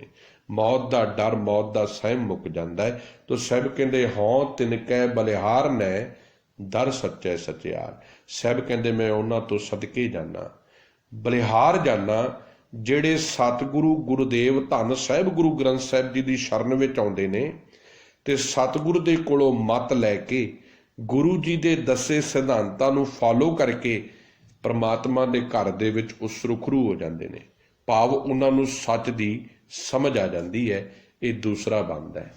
ਹੁਣ ਤੀਸਰੇ ਬੰਦ ਵਿੱਚ ਸਤਿਗੁਰੂ ਜੀ ਇੱਕ ਬਾਜ ਦੀ ਉਦਾਹਰਨ ਦੇ ਰਹੇ ਨੇ। ਹੁਣ ਇੱਥੇ ਧਿਆਨ ਦੇਣਾ, ਗੱਲ ਬੜੀ ਪਿਆਰੀ ਹੈ ਅੱਜ ਦੇ ਸ਼ਬਦ ਦੀ, ਬੜੀਆਂ ਡੂੰਘਾਈਆਂ 'ਚ ਗੁਰੂ ਸਾਹਿਬ ਜੀ ਗੱਲ ਸਮਝਾ ਰਹੇ ਨੇ। ਨਾਲ ਨਾਲ ਮੈਂ ਉਹਨੂੰ ਤਾਂ ਤੁਹਾਡੇ ਸਾਹਮਣੇ ਅੱਜ ਦੇ ਹਾਲਾਤ ਰੱਖ ਰਿਹਾ ਕਿ ਸਾਡੀ ਗੱਲ ਪਕੜ 'ਚ ਆਵੇ। ਅਸੀਂ ਵੀ ਗੁਰੂ ਜੀ ਦੇ ਸ਼ਬਦ ਤੋਂ ਟੁੱਟ ਕੇ ਕੀ ਕੁਝ ਬਰਬਾਦ ਕਰਾ ਲਿਆ ਆਪਣਾ। ਜੇ ਅਸੀਂ ਪਹਿਲੇ ਦਿਨ ਤੋਂ ਗੁਰਬਾਣੀ ਨਾਲ ਜੁੜੇ ਹੁੰਦੇ, ਜੇ ਆਪ ਬਾਣੀ ਨੂੰ ਸਮਝਿਆ ਹੁੰਦਾ, ਜੇ ਆਪ ਬਾਣੀ ਦੀ ਵਿਚਾਰ ਕੀਤੀ ਹੁੰਦੀ, ਤੇ ਸਾਡੀ ਇੰਨੀ ਬਰਬਾਦੀ ਨਾ ਹੁੰਦੀ। ਅਸੀਂ ਸਮਝਦਾਰ ਹੁੰਦੇ, ਅਸੀਂ ਸਿਆਣੇ ਹੁੰਦੇ। ਸਾਨੂੰ ਅੱਜ ਤੱਕ ਗੱਲ ਨਹੀਂ ਸਮਝ ਆਈ ਕਿੱਥੇ ਆ ਕੇ ਧੋਖਾ ਸਾਡੇ ਨਾਲ ਹੋਇਆ। ਉੱਥੇ ਹੋਇਆ ਜਦੋਂ ਸਾਨੂੰ ਗੁਰੂ ਗ੍ਰੰਥ ਸਾਹਿਬ ਤੋਂ ਤੋੜ ਕੇ ਅਨਮਤੀ ਗ੍ਰੰਥਾਂ ਦੀਆਂ ਸਾਖੀਆਂ ਸੁਣਾਉਣੀਆਂ ਸ਼ੁਰੂ ਕਰ ਦਿੱਤੀਆਂ। ਸਾਡੇ ਨਾਲ ਧੋਖਾ ਉੱਥੇ ਹੋਇਆ ਜਿੱਦਣ ਗੁਰੂ ਧਾਮਾਂ ਦੇ ਵਿੱਚੋਂ ਗੁਰਬਾਣੀ ਦੀ ਵਿਚਾਰ ਨੂੰ ਮਾਈਨਸ ਕਰਕੇ ਸਾਰਾ ਦਿਨ ਝੂਠੀਆਂ ਸਾਖੀਆਂ, ਕਹਾਣੀਆਂ, ਕਥਾਵਾਂ ਸਾਡੇ ਖੂਨ ਵਿੱਚ ਇੰਨੀਆਂ ਪਾ ਦਿੱਤੀਆਂ ਕਿ ਅੱਜ ਸਾਡੇ ਬਜ਼ੁਰਗ ਉੱਥੇ ਹੀ ਮਨਮਤੀਆਂ ਕਹਾਣੀਆਂ ਤੇ ਜੁੜੇ ਨੇ। ਗੁਰੂ ਨਾਨਕ ਸਾਹਿਬ ਜੀ ਨੇ ਰੱਖੜੀ ਬਣਾਈ, ਕਿਸੇ ਨੇ ਸ਼ਰਾਧ ਕੀਤਾ, ਕਿ ਸਾਨੂੰ ਹੌਲੀ ਹੌਲੀ ਸਾਨੂੰ ਇਹ ਅਹਿਸਾਸ ਕਰਾ ਦਿੱਤਾ ਕਿ ਤੁਸੀਂ ਕੋਈ ਜੁਦਾ ਨਹੀਂ, ਤੁਸੀਂ ਹੈਨ ਉਹੀ ਹਿੰਦੂ ਦਾ ਰੂਪ ਹੋ, ਉਸੇ ਹੀ ਬ੍ਰਾਹਮਣ ਦਾ ਰੂਪ ਹੋ, ਉਹੀ ਤੁਹਾਡੇ ਅੰਦਰ ਸਭ ਕੁਝ ਆ। ਤੁਸੀਂ ਆਪਣੇ ਆਪ ਨੂੰ ਐਵੇਂ ਸਿੱਖ ਕਹੀ ਜਾਂਦੇ ਹੋ। ਅੱਜ ਇਹੀ ਕਲੇਸ਼ ਹੈ यही लड़ाई है। सी चाने जो पंखियां जाली बदक हाथ। सिचाना का अर्थ हुंदा है एक शिकारी पंछी जो बाज तो छोटा हुंदा है। सिचाना जो बाज तो छोटा पंछी है पर उहदा रूप रेखा बाज वर्गी हुंदी है। बदिक का अर्थ है शिकारी। बदिक हाथ शिकारी दे हथ विच। सब कहते जिवें बाज अते फांदी दे हथ विच फड़ी हुई जाली पंछियां वास्ते मौत का सुनेहा हन। जिहड़ा शिकारी अपने हथ विच जाल फड़ के रखदा है ते जिहड़े पक्षी ने उन्हां वास्ते वो मौत का सुनेहा हन कि शिकारी ने इस जाल दे नाल इन्हां पक्षियों नूं फड़ना है। सब कहते तिवें माया दा मोह मनुखां वास्ते आत्मिक मौत का कारण है। हुण तुसीं इत्थे फिर मैं एक सैकंड लेना बस। सतगुरु जी ने ये साडे जीवन विचों कढ दिता सी। सिखां दा इतिहास पढ़ के देखो, लक्ष्मण सिंह धारोवालीआ दा जीवन पढ़ के वेखो, अहमद शाह अबदाली दे बचन सुन के देखो, जिहड़ा कहिंदा है ये सिख कदी विकाऊ नहीं। ये सिख अपनी जमीर ते आत्मा दा इन्ना मजबूत है कि मैनूं इन्हां दे विचों बादशाहियां दी बदबू आउंदी है। ये गल उन्हें नोट कोट कीती सी क्योंकि उन्हें साडे अंदर एक चीज़ देख ली सी कि ये उस गुरु दे सिख ने जिन्हां ने इन्हां दे विच ये गल पा दित्ती है कि सच है केवल गुरमत, मनुखता दा प्यार, मानवता दे नाल खड़ना ते हर वक्त सच ते आज़ादी दी गल करनी। गुलामी दीयां बेड़ियां इन्हां दे गुरु ने इन्हां दे पैरां विचों कढ़ दित्तियां ने, जिहदा ये गल प्रतीक सी कि सिख जंगलां विच रहना मजबूत कीता, घोड़ियां दीयां काठियां मंजूर कीतियां पर गुलामी नहीं सी कबूल कीती। अज दे सिख ने गुलामी कबूल कीती है कुर्सियां दी, तमाम उन्हां लोकां दी जिहदे करके साडे अंदरों आज़ादी दी सोच खत्म कर दित्ती गई है। असी इनकलाब की गल कर ही नहीं सकते, इसे करके नित लुटे जा रहे हैं। अज हालात उही आ क्योंकि माया का मोह, पदार्थां का मोह साडे जीवन विच प्रबल है। हर मनुख माया धारी बनना चाहुंदा है पर गुरु का सिख नहीं बनना चाहुंदा, क्योंकि गुरु की मत जदों एक्सैप्ट करनी है उदों माया का मोह छुटना है। कौन माया का मोह छड्डना चाहुंदा है? सारी उम्र ते मैं मेरी च जिन्हें जीवन कढ़िया है, सारी उम्र ये जीवन कढ़िया, हमरी भूम कौन घाले पैर, मेरी धरती ते कोई पैर रख के वेखे, मेरे घर नूं कोई हथ ला के वेखे, मेरी गड्डियां वाल वेख के वेखे। जिन्हें ये जीवन धारे वह कित्थों सच की गल करेगा, क्योंकि वह तो आत्मिक तौर पर मरिया हुआ है। इसे करके साहब कहंदे गुर राखे से उभरे होर फाथै चोगै साथ। कहते जिन्हां ने गुरु की मत लै लई ना, गुर राखे से उभरे, जिन्हां ने गुरु की मत लै लई, गुरु जी ने उन्होंने सुचेत कर दिता, उन्होंने समझदार कर दिता, उन्होंने ये सिखलाई दे दी कि भाई आ तेरे उत्ते माया का जाल इस समय ये सुटिया जा रहा है, ये तेनों इत्थे फसाउण की कोशिश की जा रही है। देखो गुरबख्श सिंह का केस होया, हुण तुसीं इस शब्द उत्ते अपने आप नूं क्लीयर करी जाओ, ये शब्द कितना कुछ सानूं सुचेत करता है। जे असीं इस शब्द नूं जीवन विच आधार बना लीए समझदार हो जावांगे। गुर राखे से उभरे होर फाथै चोगै साथ। कहंदे जिन्हां ने गुरु जी की मत लई, गुरु के उपदेशों के मुताबक जीवन ढालिया, जिन्हां नूं गुरबाणी की अंदर दियां भावनावां दी विचार समझ आउण लग पई, वो सुचेत हो गए, वो समझदार हो गए। उन्होंने गुरु ग्रंथ साहिब तो गुरु की मत ते चल के ये गल समझ पै गई असीं इस माया दे जाल विचों किवें बचना है। ते जिहड़े गुरु की मत ते नहीं चले, जिन्हां ने केवल गुरु ग्रंथ साहिब ते रुमाले चढ़ाए, जिन्हां ने केवल गुरु ग्रंथ साहिब नूं मत्थे टेके ते नाल पखंडियां साधां दे उपर शरधा बना के रखते रहे, सतगुरु कहंदे वो इस माया दे चोगे नूं समझ ना सके ते इस माया दे जाल विच फस गए अते सारी उम्र हुण उस जाल दे अधीन हो के अपना भी गवाया, अपना सब कुछ गवाया, नाल होरां नूं भी उसे ही रस्ते ते तोड़ दिता। कितने शिकारी जाल ला के बैठे ने, कोई ब्यासा दे कंधे ते बैठा है, कोई झूठा साध बन के बैठा सी, कोई यार कूके माफ़ करना नामधारीए जिहड़े ने अपने आप को 14वां गुरु गोबिंद सिंह महाराज जी दा तो अगे बना के बैठे ने। कौन बोलदा इन्हां दे खिलाफ? कदी किसी प्रचारक ने यह तहिया किया, यह हिम्मत की कि सरेआम ये अडंबर चला रहे ने, कोई नील धारिया बन के बैठा है। ये सारे वो जाल ने जिहड़े पाए गए ने। वेखण नूं इंज लगदा है कि गुरमत दी बातां करनगे, क्योंकि शिकारी ने यह जाल पाया है, उन्हें सानूं फसाउणा है। पर जिद्दण असीं गुरु ग्रंथ साहिब नाल जुड़ गए, सतगुर दी मत नाल जुड़ गए, सतगुर ने यह जाल कट देना है। ਇਹ ਜਾਲ ਨੂੰ ਕੱਟਣ ਦਾ ਤਰੀਕਾ ਗੁਰਬਾਣੀ ਨੇ ਸਮਝਾ ਦੇਣਾ ਹੈ। ਤੇ ਜਿੱਦਣ ਸਿੱਖ ਨੂੰ ਗੁਰਬਾਣੀ ਦੀ ਗੱਲ ਸਮਝ ਆਉਣ ਲੱਗ ਪਈ ਨਾ, ਉਸਨੇ ਇਸ ਮਾਇਆ ਦੇ ਚੋਗੇ ਦੀ ਜਾਲੀ ਵਿੱਚ ਨਹੀਂ ਫਸਣਾ। ਬਿਨ ਨਾ ਮੈਂ ਚੁਣ ਸੁੱਟੀ ਐ ਕੋਏ ਨਾ ਸੰਗੀ ਸਾਥ।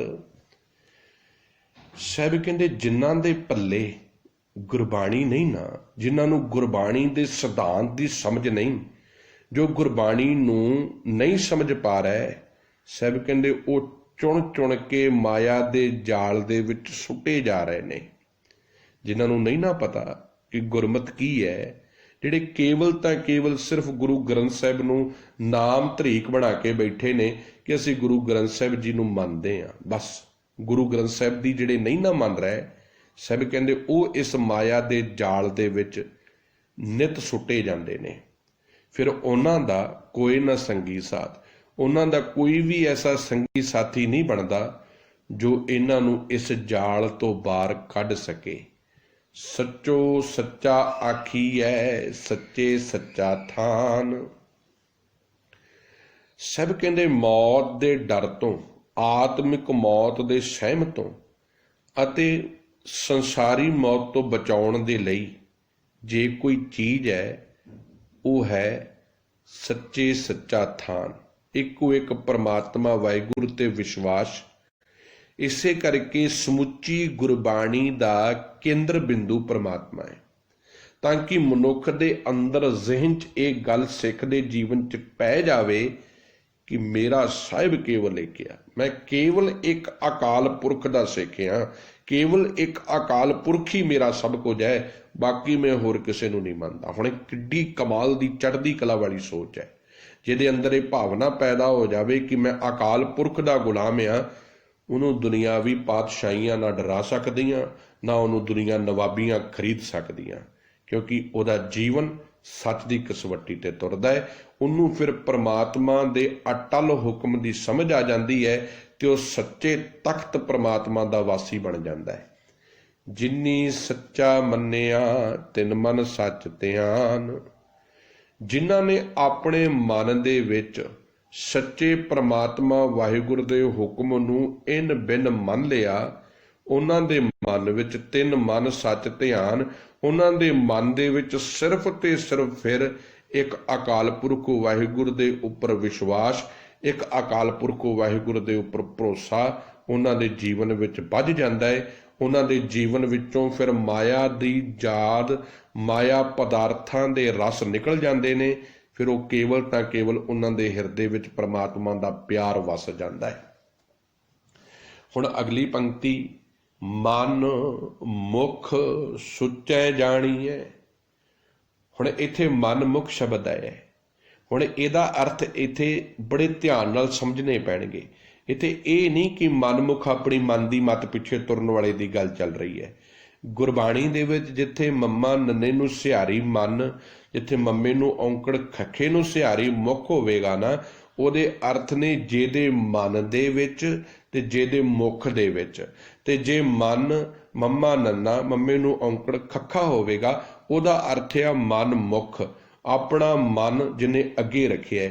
ਜੇ ਮੰਮਾ ਨੰਨਾ, ਮੰਮੇ ਨੂੰ ਔਂਕੜ ਖੱਖੇ ਨੂੰ ਸਿਹਾਰੀ ਮਨਮੁਖ ਹੋਵੇਗਾ, ਅਰਥ ਹੋਵੇਗਾ ਜਿਹੜਾ ਆਪਣੇ ਮਨ ਦੇ ਪਿੱਛੇ ਤੁਰਦਾ ਹੈ। ਹੁਣ ਇੱਥੇ ਨੰਨੇ ਨੂੰ ਵੀ ਸਿਹਾਰੀ ਹੈ, ਮੁਖ ਦੇ ਖੱਖੇ ਨੂੰ ਵੀ ਸਿਹਾਰੀ ਹੈ।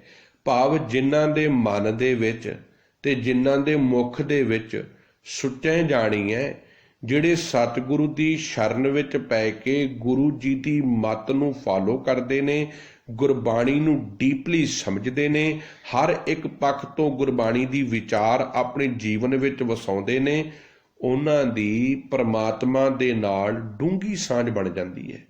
ਉਹ ਪਰਮਾਤਮਾ ਨੂੰ ਪੂਰਨ ਤਰੀਕੇ ਨਾਲ ਸਮਝਣ ਲੱਗ ਪੈਂਦੇ ਨੇ।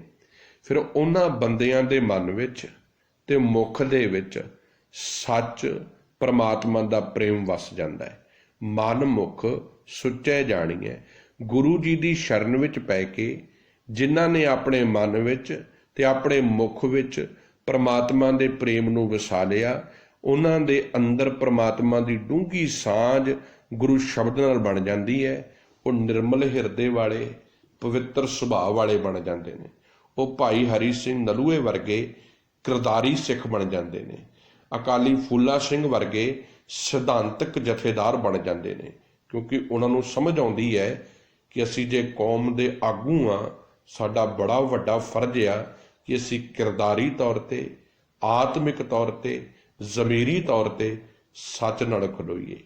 ਅੱਜ ਐਸਿਆਂ ਪ੍ਰਚਾਰਕਾਂ, ਕਿਰਦਾਰ ਦੇ ਧਨੀਆਂ ਦੀ ਸਾਨੂੰ ਲੋੜ ਹੈ। ਉਹ ਤਾਂ ਬਣੇਗੀ ਜੇ ਅਸੀਂ ਗੁਰਮਤਿ ਨੂੰ ਫਾਲੋ ਕਰਾਂਗੇ। ਅਗਲੀਆਂ ਪੰਕਤੀਆਂ।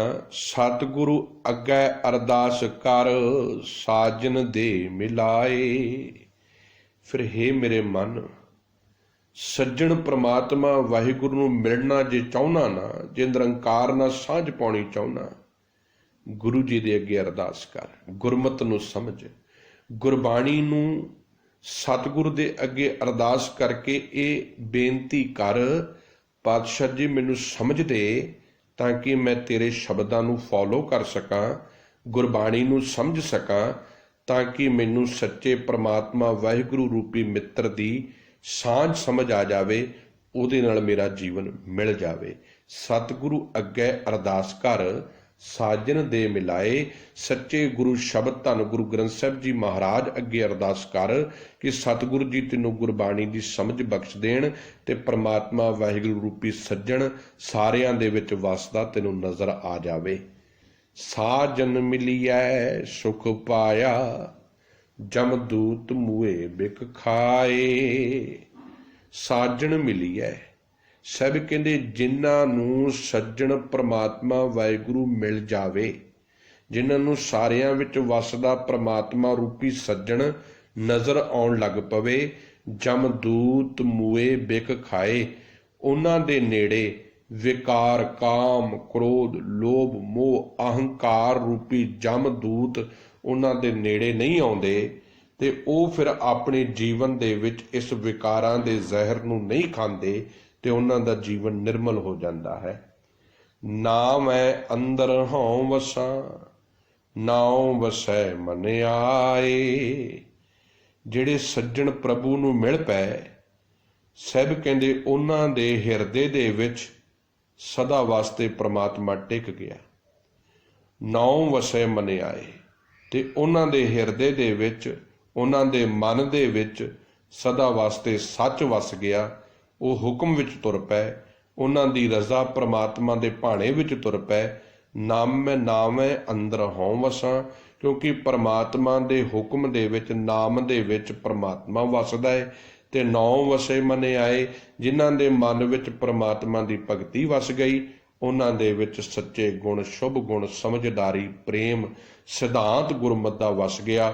ਉਹ ਸੱਚ ਦੇ ਰਸਤੇ ਤੇ ਆਪ ਤੁਰੇ ਤੇ ਹੋਰਨਾਂ ਨੂੰ ਵੀ ਨਾਲ ਲੈ ਕੇ ਤੁਰਨ ਲੱਗ ਪਏ। ਸ਼ਬਦ 8 ਪਦਿਆਂ ਦਾ ਮੈਂ ਬੇਨਤੀ ਫੇਰ ਕਰ ਰਿਹਾ, ਗੁਸਤਾਖੀ ਮਾਫ ਕਰ ਦਿਓ ਮੈਨੂੰ, ਕਿਉਂਕਿ ਸ਼ਬਦ ਬਹੁਤ ਕੁਝ ਹੈ ਅੱਜ ਦੇ ਸ਼ਬਦ ਵਿੱਚ, ਤੇ ਮੈਂ ਜਿੱਥੇ ਆਪ ਜੀ ਨੂੰ ਸਮਾਜਿਕ ਤੌਰ ਤੇ, ਆਤਮਿਕ ਤੌਰ ਤੇ, ਗੁਰਬਾਣੀ ਦੇ ਤੌਰ ਤੇ ਸੁਚੇਤ ਕਰਨ ਦੀ ਕੋਸ਼ਿਸ਼ ਕਰ ਰਿਹਾ, ਤਾਂ ਕਿ ਅਸੀਂ ਸੁਚੇਤ ਹੋਈਏ, ਸਮਝਦਾਰ ਹੋਈਏ, ਸਾਡੀ ਹਾਲਤ ਉਸ ਮੱਛੀ ਵਰਗੀ ਬਣ ਜਾਵੇ, ਨਾ ਬਣੇ, ਸਾਡੀ ਹਾਲਤ ਉਸ ਪਕਸ਼ੀਆਂ ਵਰਗੀ ਨਾ ਬਣੇ ਜਿਹੜੇ ਚੋਗੇ ਦੇ ਪਿੱਛੇ ਆਪਣੇ ਆਪ ਨੂੰ ਜਾਲ ਦੇ ਵਿੱਚ ਫਸਾ ਕੇ ਬੈਠੇ ਨੇ। ਸਮਝਦਾਰ ਬਣਨ ਦੀ ਲੋੜ ਹੈ, ਤੇ ਸਮਝਦਾਰ ਬਣਾਏਗੀ ਸਾਨੂੰ ਗੁਰਬਾਣੀ, ਸਤਿਗੁਰੂ ਕਾ ਸ਼ਬਦ। ਬਾਝੋਂ ਗੁਰੂ ਗੁਬਾਰ ਹੈ, ਬਾਝ ਗੁਰੂ ਗੁਬਾਰ ਹੈ, ਬਿਨ ਸ਼ਬਦੈ ਬੂਝ ਨਾ ਪਾਏ। ਸਭ ਕਹਿੰਦੇ ਇੱਕ ਗੱਲ ਬਿਲਕੁਲ ਚੇਤੇ ਰੱਖ ਲਓ, ਸਤਿਗੁਰੂ ਦੀ ਮੱਤ ਲੈਣ ਤੋਂ ਬਿਨਾਂ ਇਹ ਸਭ ਕੁਝ ਅਗਿਆਨਤਾ ਹੈ। ਜਦ ਤੱਕ ਗੁਰੂ ਦੀ ਮੱਤ ਜੀਵਨ ਵਿੱਚ ਨਹੀਂ ਨਾ ਵਸਦੀ, ਇਹ ਅਗਿਆਨ ਨਹੀਂ ਮਿਟਣਾ, ਕਿਉਂਕਿ ਸਤਿਗੁਰੂ ਦੇ ਗਿਆਨ ਤੋਂ ਕੁੱਪ ਅੰਧੇਰਾ ਅਗਿਆਨਤਾ ਦਾ ਆਲੇ ਦੁਆਲੇ ਪਸਰਿਆ ਹੈ। ਬਾਝ ਗੁਰੂ ਗੁਬਾਰ ਹੈ, ਗੁਰੂ ਜੀ ਤੋਂ ਬਿਨਾਂ ਕੁੱਪ ਅੰਧੇਰਾ ਅਗਿਆਨਤਾ ਦਾ ਆਲੇ ਦੁਆਲੇ ਪਿਆ ਹੈ। ਬਿਨ ਸ਼ਬਦੈ ਬੂਝ ਨਾ ਪਾਏ। ਸ਼ਬਦ ਦੇ ਨਾਲ ਸਾਂਝ ਪਾਉਣ ਤੋਂ ਬਿਨਾਂ, ਗੁਰਬਾਣੀ ਨੂੰ ਸਮਝਣ ਤੋਂ ਬਿਨਾਂ ਇਹ ਅਗਿਆਨਤਾ ਦਾ ਅੰਧੇਰਾ ਦੂਰ ਨਹੀਂ ਆਉਣਾ, ਸਮਝ ਨਹੀਂ ਆਉਣੀ। ਜੇ ਸਮਝਣਾ ਚਾਹੁੰਦੇ ਆ, ਹਰ ਪੱਖ ਤੋਂ ਮਜ਼ਬੂਤ ਹੋਣਾ ਚਾਹੁੰਦੇ ਆ, ਤੇ ਗੁਰਬਾਣੀ ਨੂੰ ਸਮਝਣ ਦੀ ਕੋਸ਼ਿਸ਼ ਕਰੀਏ। ਗੁਰਮਤਿ ਪ੍ਰਗਾਸ ਹੋਵੇ, ਸੱਚ ਰਹੇ ਲਿਵ ਲਾਏ। ਜਿਨ੍ਹਾਂ ਦੇ ਅੰਦਰ ਗੁਰੂ ਦੀ ਮੱਤ ਦਾ ਪ੍ਰਗਾਸ ਹੋ ਗਿਆ, ਗੁਰੂ ਦੀ ਮੱਤ ਦਾ ਚਾਨਣ ਹੋ ਗਿਆ, ਸੱਚ ਰਹੇ ਲਿਵ ਲਾਏ, ਉਹ ਸਦਾ ਵਾਸਤੇ ਪਰਮਾਤਮਾ ਦੇ ਸੱਚੇ ਪ੍ਰੇਮ ਦੇ ਵਿੱਚ ਇੱਕ ਲਿਵਤਾਰ ਜੁੜ ਗਏ। ਉਹਨਾਂ ਦੇ ਅੰਦਰ ਆਤਮਿਕ ਆਨੰਦ, ਆਤਮਿਕ ਚਾਨਣ ਹੋ ਗਿਆ, ਉਹ ਗਿਆਨ ਦੇ ਧਨੀ ਬਣ ਗਏ। ਤਿੱਥੈ ਕਾਲ ਨ ਸੰਚਰੈ, ਜੋਤੀ ਜੋਤ ਸਮਾਏ। ਸਭ ਕਹਿੰਦੇ ਉਸ ਆਤਮਿਕ ਅਵਸਥਾ ਵਿੱਚ ਜਿੱਥੇ ਫਿਰ ਗੁਰੂ ਦੀ ਮੱਤ ਸਿੱਖ ਨੂੰ ਲੈ ਜਾਂਦੀ ਹੈ, ਫਿਰ ਉੱਥੇ ਕੋਈ ਵੀ ਡਰ, ਕੋਈ ਵੀ ਸਹਿਮ ਜੀਵਨ ਵਿੱਚ ਅਸਰ ਨਹੀਂ ਕਰਦਾ, ਕਿਉਂਕਿ ਐਸਾ ਗੁਰੂ ਦੀ ਸਿੱਖਿਆ ਤੇ ਚੱਲਣ ਵਾਲਾ, ਗੁਰੂ ਦੀ ਮੱਤ ਤੇ ਚੱਲਣ ਵਾਲਾ ਗੁਰਸਿੱਖ ਪਰਮਾਤਮਾ ਦੀ ਜੋਤ ਦੇ ਵਿੱਚ ਲੀਨ ਹੋ ਜਾਂਦਾ ਹੈ। ਤੂੰ ਹੈ ਸਾਜਨ ਤੂੰ ਸੁਜਾਨ, ਤੂੰ ਆਪੇ ਮੇਲਣਹਾਰ। ਹੇ ਮੇਰੇ ਪ੍ਰਮਾਤਮਾ ਜੀ, ਤੂੰ ਹੀ ਮੇਰਾ ਮਿੱਤਰ ਹੈ, ਤੂੰ ਹੀ ਮੇਰੇ ਹਿਰਦੇ ਨੂੰ ਚੰਗੀ ਤਰ੍ਹਾਂ ਜਾਣਦਾ ਹੈ। ਤੂੰ ਆਪ ਹੀ ਕਿਰਪਾ ਕਰ, ਰਹਿਮਤ ਕਰ, ਸਾਨੂੰ ਆਪਣੇ ਚਰਨਾਂ ਨਾਲ ਮਿਲਾਪ ਬਖਸ਼। ਗੁਰ ਸ਼ਬਦੀ ਸਾ ਲਾਹੀਐ, ਅੰਤ ਨ ਪਾਰਾਵਾਰ। ਸਤਿਗੁਰੂ ਜੀ ਦੇ ਸ਼ਬਦ ਦੇ ਰਾਹੀਂ ਹੀ ਤੇਰੀ ਸਿਫਤ ਸਲਾਹ ਕੀਤੀ ਜਾ ਸਕਦੀ ਹੈ, ਕਿਉਂਕਿ ਤੇਰੇ ਗੁਣਾਂ ਨੂੰ ਸਮਝਣ ਵਾਸਤੇ, ਤੇਰੇ ਨਾਲ ਤੁਰਨ ਵਾਸਤੇ ਗੁਰਬਾਣੀ ਤੋਂ ਹੀ ਸਮਝਿਆ ਜਾ ਸਕਦਾ ਹੈ। ਗੁਰਬਾਣੀ ਹੀ ਤੇਰੇ ਗੁਣਾਂ ਨੂੰ ਜੀਵਨ ਵਿੱਚ ਵਸਾ ਸਕਦੀ ਹੈ, ਕਿਉਂਕਿ ਤੇਰੇ ਗੁਣਾਂ ਦਾ ਅੰਤ, ਤੇਰੇ ਗੁਣਾਂ ਦਾ ਅਰਲਾ ਜਾਂ ਪਰਲਾ ਬੰਨਾ ਲੱਭਿਆ ਨਹੀਂ ਜਾ ਸਕਦਾ। ਕਿਰਪਾ ਕਰ, ਸਤਿਗੁਰੂ ਦੀ ਮੱਤ ਮੇਰੇ ਜੀਵਨ ਵਿੱਚ ਪਾ, ਤਾਂ ਕਿ ਮੈਂ ਗੁਰੂ ਦੀ ਮੱਤ ਤੇ ਚੱਲ ਕੇ ਤੇਰੇ ਸ਼ੁਭ ਗੁਣਾਂ ਨੂੰ ਆਪਣੇ ਜੀਵਨ ਦੇ ਵਿੱਚ ਵਸਾ ਸਕਾਂ। ਤਿੱਥੈ ਕਾਲ ਨਾ ਅਪੜੈ, ਜਿੱਥੇ ਗੁਰ ਕਾ ਸ਼ਬਦ ਅਪਾਰ। ਹੁਣ ਧਿਆਨ ਦੇਣਾ ਇੱਥੇ, ਸਤਿਗੁਰੂ ਦੀ ਇਸ ਸਿਧਾਂਤ ਨੂੰ ਅਸੀਂ ਨਹੀਂ ਸਮਝਿਆ, ਸਾਡੇ ਆਲੇ ਦੁਆਲੇ ਜਿਹੜੇ ਸਾਡੇ ਦੁਸ਼ਮਣ ਸੀ ਨਾ, ਉਹਨਾਂ ਨੇ ਸਮਝ ਲਿਆ, ਕਿਉਂਕਿ ਉਹਨਾਂ ਨੂੰ ਸਮਝ ਸੀ। ਗੁਰੂ ਨਾਨਕ ਸਾਹਿਬ ਜੀ ਨੇ ਜਿੱਦਣ ਕਿਹਾ ਸੀ ਨਾ, ਸ਼ਬਦ ਗੁਰੂ ਸੁਰਤ ਧੁਨ ਚੇਲਾ, ਇਹ ਗੱਲ ਉਹਨਾਂ ਦੇ ਖਾਨੇ 'ਚ ਪੈ ਗਈ ਸੀ ਕਿ ਸਤਿਗੁਰੂ ਦਾ ਜਿਹੜਾ ਟੀਚਾ ਵਾ ਨਾ, ਉਹ ਬੜਾ ਵਿਸ਼ਾਲ ਹੈ ਕਿ ਜੇ ਇਹ ਐਜੂਕੇਟ ਹੋ ਗਿਆ, ਸ਼ਬਦ ਇੱਕ ਐਜੂਕੇਸ਼ਨ ਆ। ਅੱਜ ਵੀ ਦੁਨੀਆ ਦੇ ਵਿੱਚ ਜਿਹਨੇ ਗੁਲਾਮ ਬਣਾਉਣੇ ਆ ਨਾ, ਸਭ ਤੋਂ ਪਹਿਲਾਂ ਉਹ ਵਿਦਿਅਕ ਅਦਾਰਿਆਂ ਨੂੰ ਆਪਣੇ ਅਧੀਨ ਕਰਦਾ ਹੈ, ਤਾਂ ਕਿ ਐਜੂਕੇਸ਼ਨ ਤੇ ਕੰਟਰੋਲ ਹੋਵੇ। ਜੋ ਮੈਂ ਕਹਿਣਾ ਚਾਹੁੰਦਾ ਉਹ ਇਹ ਸਿੱਖਣ।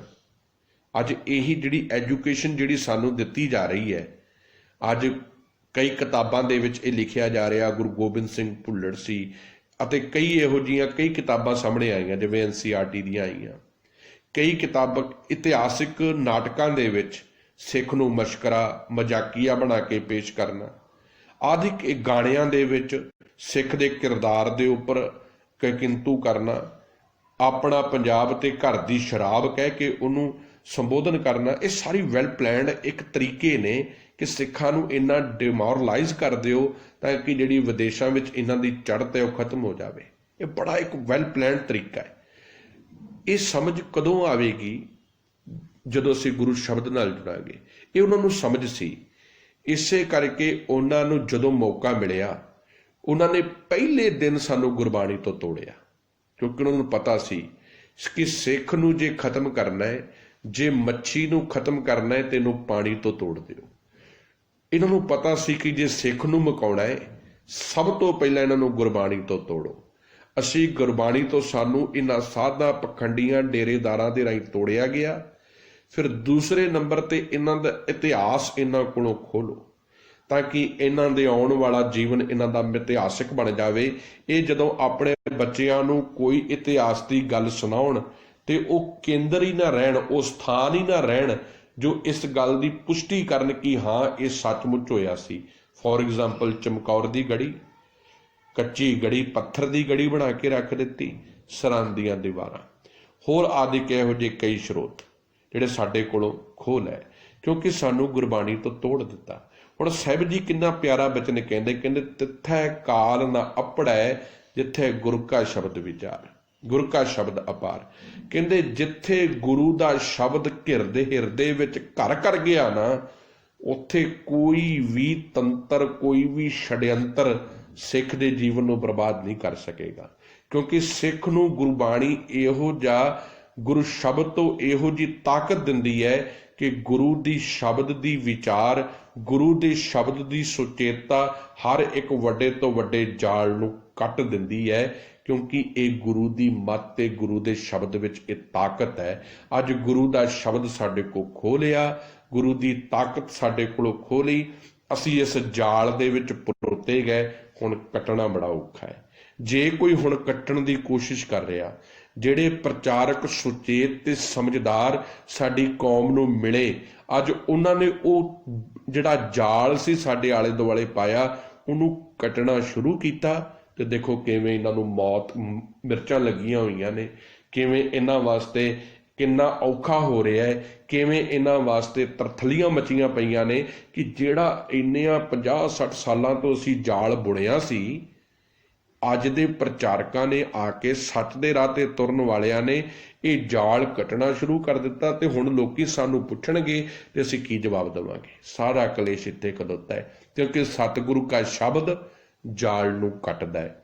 ਆਖਰੀ ਸ਼ਬਦ ਹੈ ਪਾਵਨ ਸ਼ਬਦ ਦਾ, ਹੁਕਮੀ ਸਭੈ ਉਪਜੈ, ਹੁਕਮੀ ਕਾਰ ਕਮਾਏ।